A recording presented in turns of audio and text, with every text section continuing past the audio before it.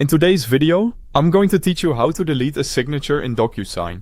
If you need to remove a signature from a DocuSign document, this process is usually quick and straightforward.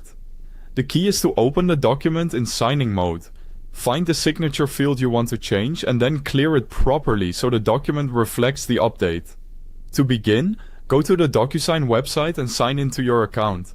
Once you're logged in, open the document that contains the signature you want to delete.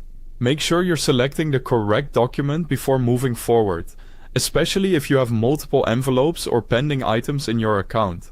After opening the document, select Review Document. This will take you into the document workflow so you can interact with the fields inside it. Next, choose Continue to open the signing page. This is the area where DocuSign allows you to review and complete signable fields, including initials, dates, and signatures. Once the signing page is open, locate the signature you want to remove. Take a moment to confirm that it's the exact signature field you intend to change. This is especially important if the document contains more than one signature or if several people are involved in the signing process. When you find the correct signature, select the signature field.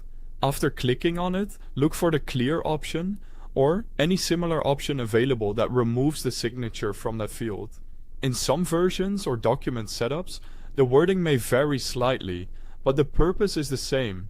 You want to clear the existing signature from that spot.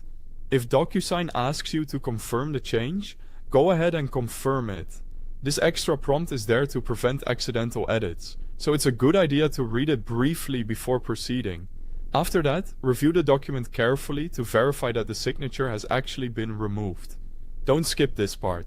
It helps ensure the field is now blank and that the document is in the condition you expect before you move on. If the document includes any remaining required fields, complete those next. Depending on the form, that could include additional signatures, initials, dates, or other required information. Be sure everything necessary is filled in correctly. Finally, if you're ready to complete the document, select Finish.